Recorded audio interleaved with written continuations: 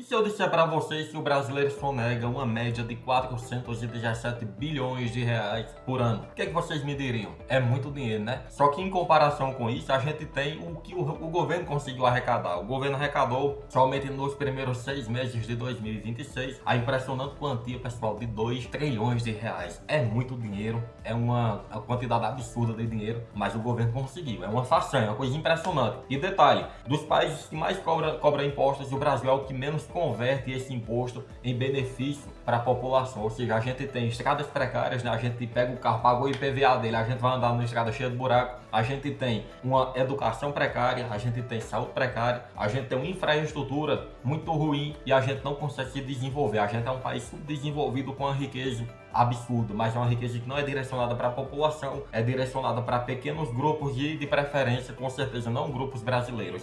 O Brasil fica como um celeiro do mundo. E é o que está acontecendo. E o governo, pessoal, ele não ia deixar isso parado. Escuta o que eu estou dizendo aqui nesse vídeo. A sonegação é o problema mais caro que o governo brasileiro tem desde muito tempo atrás, certo? É o problema mais caro, porque é um problema que priva o cofre público ou priva o bolso dos políticos de 417 bilhões de reais. Isso é um dado preciso, Siqueira? De jeito nenhum. Não é um dado preciso por um motivo muito simples. Quem sonega não disse sonega. Então se a gente diz, o brasileiro sonegou aí 417 bilhões de reais no espaço de um ano. Sim, mas qual é a fonte que eu posso usar para falar isso, né? É muito complicado porque quem sonega não vai dizer que sonega, ele vai ficar calado. Então, se a gente tem a média de que 417 bilhões foram sonegados, já a gente tem que pegar entre 200 e 600 bilhões de reais sonegados. Então fica uma lacuna muito grande de um lado e de outro, para mais ou para menos. Mas eu digo para você, pela lógica, é mais fácil que mais do que 400 bilhões foi sonegado. É mais fácil pensar dessa forma, por um motivo muito simples. Se eles conseguiram calcular que 417 bilhões foram sonegados, então quanto mais a parte que eles não conseguiram calcular porque o cara ficou calado.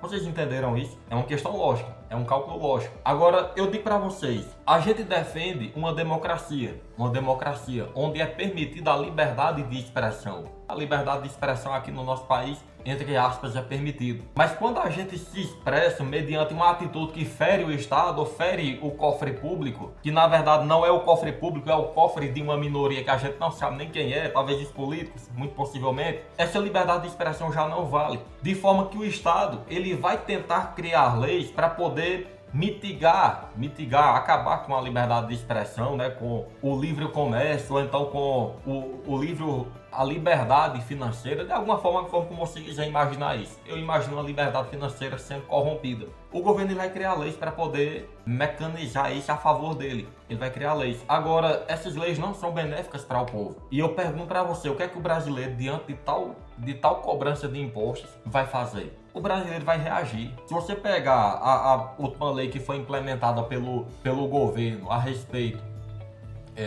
dos dividendos, né? O governo querendo tirar ali a parcela dele de imposto, o governo não conseguiu nem 10% do que estava esperando em impostos. Por quê? Porque os caras sabem sonegar, meu filho. Os caras sabem mexer ali nos pauzinhos dele para poder não pagar uma quantidade absurda desse dinheiro. Eles não vão pagar de mão beijada. Isso acontece com o brasileiro rico e com o brasileiro pobre. O brasileiro pobre, meu filho, pode ser muita coisa. Agora, mexeu no bolso dele, se transforma num ser altamente inteligente. Certo? Aquele cara que volta errado, certo? Aquele cara que não sabe falar, que não sabe se expressar, aquele cara que não estuda para depois falar. Meu amigo, mexa no bolso dele e você vai ver uma pessoa altamente inteligente. O brasileiro só se manifesta na sua inteligência quando sente no bolso, meu filho. Sonegação de imposto é muito.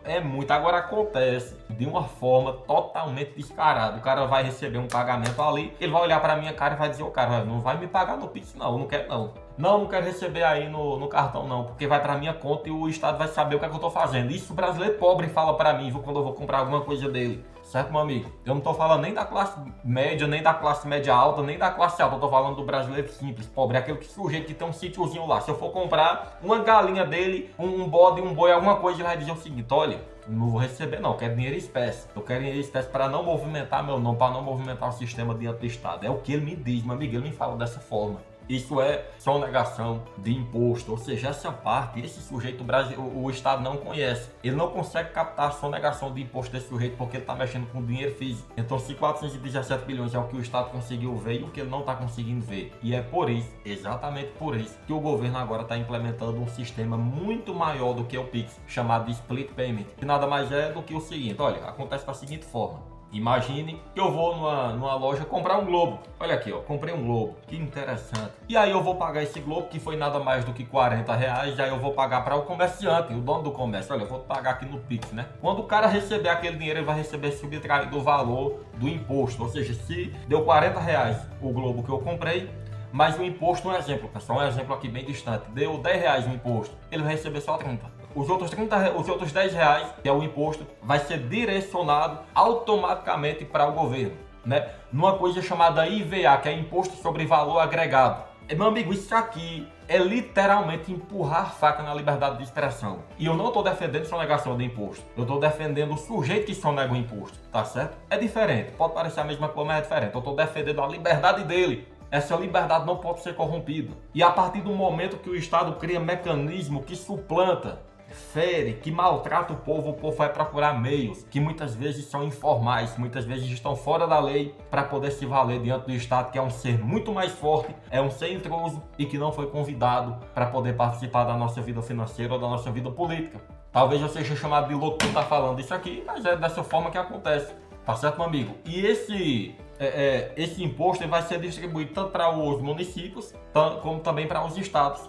Vai ser dividido. Agora eu pergunto uma coisa para vocês. Se 2 trilhões não dá para alimentar a dívida pública do Brasil, então, meu amigo, o problema não é a arrecadação de imposto. O problema é a decisão que eles tomam quando esse dinheiro já está na mão deles. E acredito no que eu vou dizer aqui, eu vou falar aqui bem direitinho para você entender. O Brasil não é um país pobre, o Brasil não está em crise, o Brasil não está sem dinheiro, não falta dinheiro no cofre público, pelo amor de Deus. Se você pegar uma caneta, calcular diante do imposto que foi recolhido somente nos primeiros 6 meses de 2026, se foi nada mais nada menos do que 2 trilhões de reais, você vai entender que o Brasil não está em crise. Agora, existe um provérbio de Salomão que está na Bíblia, no capítulo 29, versículo 4, onde Salomão diz o seguinte, Salomão com seu conhecimento financeiro e de liderança política, ele diz o seguinte: quando o Estado cobra muitos impostos, o povo acaba na desgraça. Então a gente tem uma saúde precária, a gente tem um brasileiro que não está conseguindo nem se alimentar direito mais, porque um salário mínimo não paga uma alimentação digna, salário mínimo não paga uma alimentação digna, enquanto os figurões políticos estão lá simplesmente se deleitando no nosso dinheiro. Eles vão criar mecanismos para que se sustente a máquina que eles realmente construíram. Se eles verem que estão gastando 50, mas só está recolhendo 49, vão procurar uma forma até a última gota de conseguir esse último R$1 que está faltando. Tá certo, meu amigo? É desse jeito que acontece. Agora, o brasileiro ele não vai ficar simplesmente parado olhando para isso. O brasileiro vai rebater, mas sempre de uma forma informal, sempre de uma forma que, aos olhos do Estado, possa parecer crime. Alguns, diante das suas possibilidades, conseguem usar mecanismos, né? Conseguem achar saídas que não são criminosas, não são ilegais, não são informais. Simplesmente são brechas que a lei acaba soltando e que o cara consegue passar por ali com um bom direcionamento, né? Um bom direcionamento jurídico, um bom direcionamento de contabilidade. Ele vai procurando mecanismos para ir contraindo, subtraindo esse peso. E é dessa forma que acontece. Agora, o brasileiro comum, pobre, pequeno, médio, ele não vai procurar mecanismo, porque ele não vai nem pensar em advogado, nem em jurídico, nem contador para poder sair dessas brechas, não. Ele simplesmente não quer pagar, porque não dá, filho. Tu já tá apertado, tu ainda vai pagar mais dinheiro pro Estado? Não dá, é muito pesado. Então o Brasil vai fazer o quê? Pelo menos o brasileiro comum, a maioria, a média, vai procurar sonegar imposto, vai procurar mecanismos criminosos e informais. Quando o cara abre, por exemplo, uma farmácia, não emite nota fiscal, não paga imposto, ele está procurando meios informais. E para o cara que trabalha ali todo certinho na contabilidade, o empresário grande que trabalha naquela área todo certinho na contabilidade, ele vai sentir um peso terrível. Porque ninguém vai deixar de comprar ele para comprar, ninguém vai deixar de comprar ao pequeno, que não emite nota fiscal, que consegue vender mais barato, porque sonega imposto, para comprar o cara que está trabalhando dentro dos limites da formalidade. Tudo isso, então veja bem, a decisão do governo configura no âmbito nacional um peso terrível quando se fala de criminalidade, sonegação de imposto e mais decisões informais. E eu pergunto para vocês se está certo ou está errado aos olhos do povo. Aos olhos do povo está 100% certo. Eles estão simplesmente apresentando a sua liberdade de expressão. Nada mais é do que liberdade de expressão isso. Tá certo, pessoal? Eu não estou defendendo sonegação de imposto.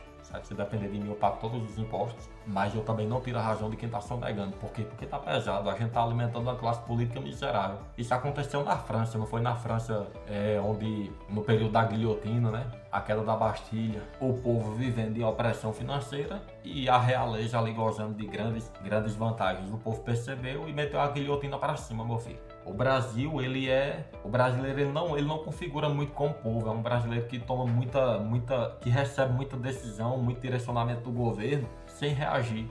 E aí os caras têm uma liberdade absurda de simplesmente fazer sem ser contrariado. Agora fica aqui essa minha reflexão.